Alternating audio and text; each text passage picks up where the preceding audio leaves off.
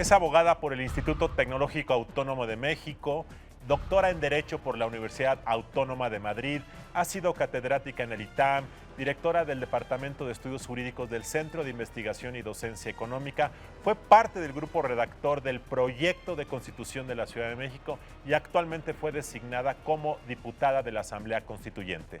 Hoy, Ana Laura Magaloni en Periférico 1313.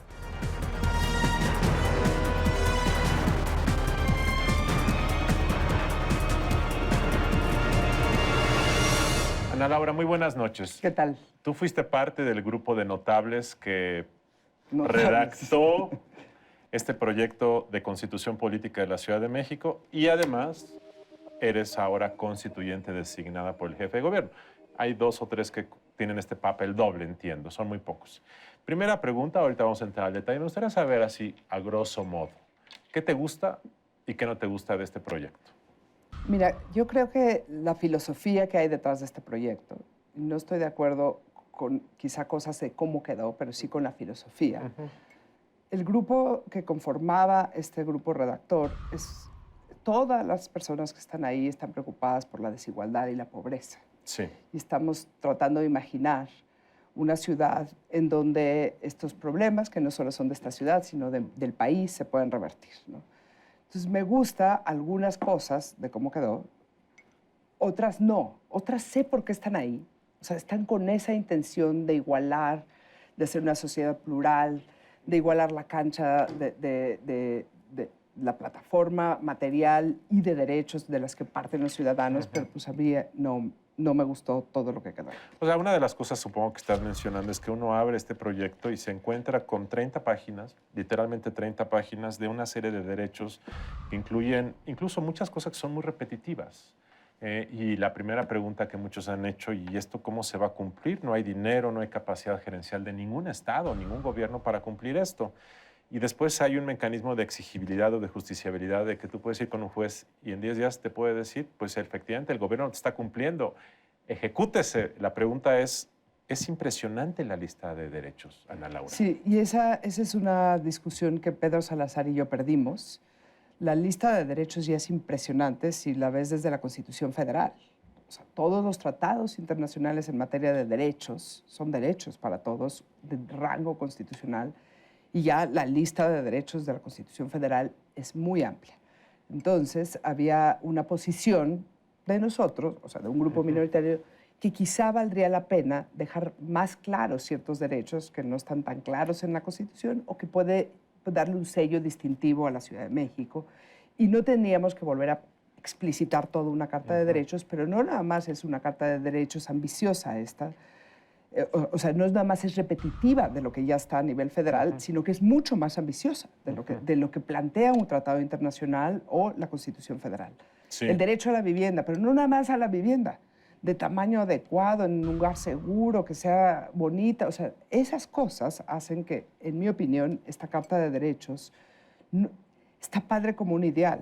Imaginemos que es increíble vivir en una ciudad donde todo esto será cierto. Entonces, así, en forma de ideal está increíble. A ver, pero cuando déjame es derecho, hacerte una pregunta, tú como una cuando es jurista. derecho, eso ya no es ¿Cuál viable. es el papel de una constitución? Porque cuando uno lee esto parece ser que es una carta a Santa Claus, buenos deseos, muy poética. ¿Qué es una constitución? Toda constitución tiene algo aspiracional. O sea, cuando volvemos a los valores democráticos de la libertad y la igualdad, pues sí hay algo ahí aspiracional y que está bien y que le da brújula a una sociedad. Pero fundamentalmente son unas reglas de organización del poder y de relación del ciudadano con sus autoridades que buscas que estas autoridades sirvan a estos ciudadanos de determinada manera y que estos poderes se organicen con 2 dilemas: con capacidad de gobernar, pero al mismo tiempo con frenos y contrapesos. Demasiado freno te quita capacidad de gobernar, pero demasiado libertad, pues generas problemas de abusos y excesos y corrupción. Entonces tienes que buscar un sistema de frenos y contrapesos, al mismo tiempo una capacidad del Ejecutivo de hacer cosas. Ana Y Laura, yo creo que esta Constitución debilita además al Ejecutivo. Ana Si Laura, me dices las cosas que no me gustan. estas 30 cuartillas de todo tipo de derechos a la sexualidad plena, por ejemplo, a una convivencia saludable con la ciudad, Al derecho a la salud, al máximo nivel de salud. Al máximo nivel. si yo decido que no se me está cumpliendo esos derechos, puedo ir con un juez y en 10 días tiene que restituirme o ordenar que se cumpla el derecho aquí establecido. ¿Es correcto? Exacto, es correcto. ¿Y qué va a pasar? Por ejemplo, a mí me parece que las banquetas rotas, que es un fenómeno enorme en la Ciudad de México, por poner una cosa frívola, pero la atención a esa salud, cualquier cosa, si no es atendible, yo puedo ir, el Estado de la Ciudad de México va a quebrar. ¿O qué va a ocurrir? ¿Qué van a hacer los jueces? Sí, ese a mí estoy completamente contigo. Lo que hace eso es cuando esto es exigible jurisdiccionalmente, el juez le puede ordenar a la autoridad que cumpla con ese derecho de tus banquetas o de una vivienda, o fíjate, no tienes una renta, te quedaste sin Una empleo. renta digna, dice que una renta digna Sí, tenemos que tener. sí, Ajá. la renta básica, todos, Sí. digamos, es una renta básica. Como no hay priorización y todos somos ciudadanos, todos podemos ir al mismo tiempo a Exacto. reclamar a esos jueces. Sí. Entonces, uno de mis argumentos centrales es que esto puede acentuar más las desigualdades y va a quedar capacidad de maniobra del gobierno para resolver problemas prioritarios. ¿Por qué? Porque tú te vas y el juez no tiene forma de calcular si tú tendrías que merecer ese derecho a cambio de alguien de Iztapalapa o de la Gustavo Madero que no lo está recibiendo. ¿Dónde se tienen que priorizar los recursos públicos o cómo emparejar la cancha para que Iztapalapa se parezca más a las Lomas, digamos, o a la Miguel Hidalgo? Esas cosas no las puede hacer un juez. Se habla de progresividad y que los derechos van aumentando poco a poco y que tal y tal.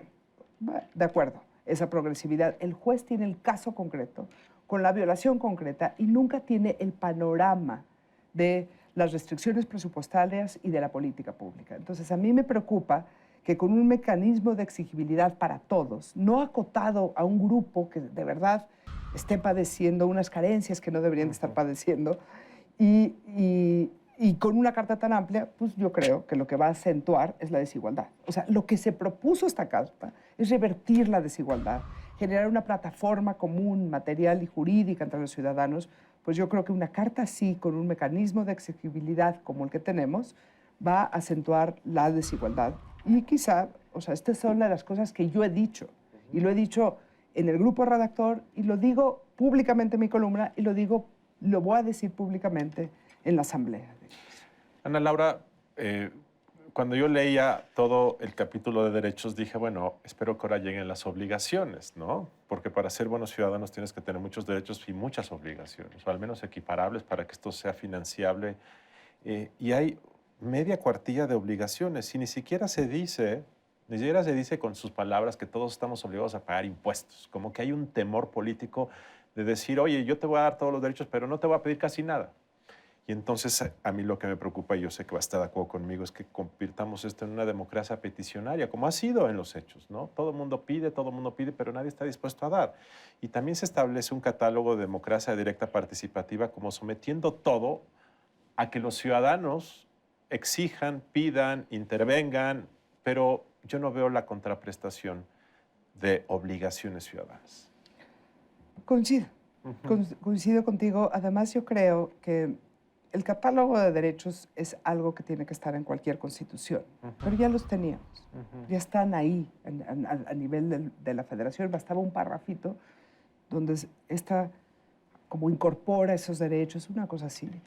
Entonces, nunca ha ido una carta de derechos aparejada de un conjunto de obligaciones del mismo calibre. Los derechos tienen que ver con cómo un poder que sirva a la gente, unos gobiernos que ayuden a que esto suceda. Pero sin duda, lo que tocas es central. O sea, ¿cómo vamos a crear una corresponsabilidad ciudadana responsable? Y además, ¿cómo vamos a financiar esto? Supongamos, o sea, derecho a la vivienda. Ningún país garantiza el derecho a la vivienda. El único país que se ha aventado con el derecho a la vivienda fue Sudáfrica, pero no es a housing, es a shelter.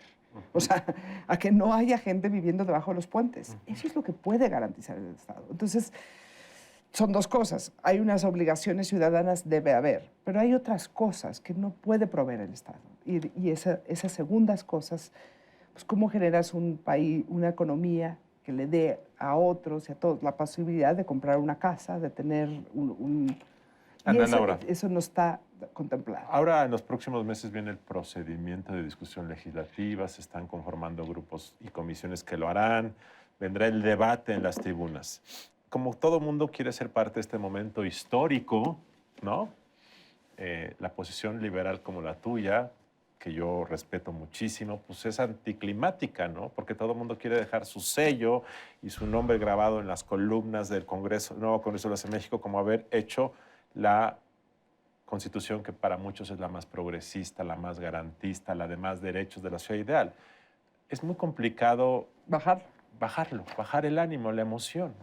No, además, o sea, ¿quién diría, es que quién no quiere tener el nivel más alto de salud o una vivienda adecuada o el derecho a una renta básica? Es muy poco sexy políticamente bajar eso de la Constitución y tienes un gran punto. Y el problema que yo veo es un problema peor, que lo cacha el siguiente gobierno. O sea, que es el siguiente gobierno, es el que se enfrenta a que esto no va a ser realizable y va a haber un montón de descontento ciudadano y va a haber un montón de demandas judiciales y va a haber un montón de presión sobre los recursos públicos que cada vez son más escasos. Entonces espero que prevalezca la responsabilidad política de los que están ahí, digamos, de que prevalezca la idea de cuánto cuesta lo que estamos poniendo ahí y que no pongamos cosas que no pueden ser verdad, que no pueden ser ejecutables. Eso me parecería que fuera un ambiente de responsabilidad política. No sé si vaya a prevalecer. Imaginemos que esto pasa como está. No, pues es un desmadre. Esto es recurrible ante la Suprema Corte de Justicia porque afecta la lógica de la Constitución Federal al establecer derechos que caen fuera de la lógica de una Constitución. ¿Hay algún recurso sobre la soberanía del constituyente de la Ciudad de México? A ver, yo estaba pensando en eso. En realidad, quien pudiera impugnar La nueva Constitución solamente sería la Procuraduría General de la República y la Comisión de Derechos Humanos. Porque como no es una ley federal, no la puedes impugnar a través de acción de inconstitucionalidad. Ajá. O sea, tendría que haber sido una norma que emanara del Congreso Federal para llegar a la Corte. Entonces, una minoría parlamentaria no la va a poder impugnar. La va a tener que impugnar o la Procuraduría o la Comisión de Derechos Humanos. ¿Y cuál sería el argumento? ¿De que lo que se aprobó contraviene el texto constitucional federal? Ese sería el único argumento posible. Entonces, si te fuiste de más en la Carta de Derechos, eso no lo puedes tumbar porque no hay argumento que viole la Constitución Federal porque te fuiste de más. Lo que estás generando es un país, una ciudad que se va a quedar con muy poca capacidad de maniobra con esa Carta de Derechos. Entonces, no está tan fácil de resolver jurisdiccionalmente el problema que tú me dices. O sea, si los derechos son mayores en esta Constitución de la Ciudad de México que en la Constitución Federal, eso no es inconstitucional. No, sería que fueran menores. Si fueran menores sería inconstitucional. O sea, tú puedes ampliar tu Carta de Derechos, no la puedes restringir. Okay. Entonces, yo no veo argumento para tumbar la Carta de Derechos. Lo que veo es que tiene que prevalecer la responsabilidad política. Ana Laura, pues a mí me da mucha confianza que tú estés ahí, tú eres una de las mejores juristas que hay en el país, pero los procesos de hacer constituciones a veces no son discusiones jurídicas, sino es político. Fiestas de poesía, retórica, demagógica, y a mí me preocupa mucho la forma como está redactada, me da mucha tranquilidad que estés ahí. Muchas gracias por habernos acompañado y te deseamos mucho éxito. Gracias, Luis Carlos. Muy buenas noches, ha sido todo por hoy, nos vemos la próxima semana.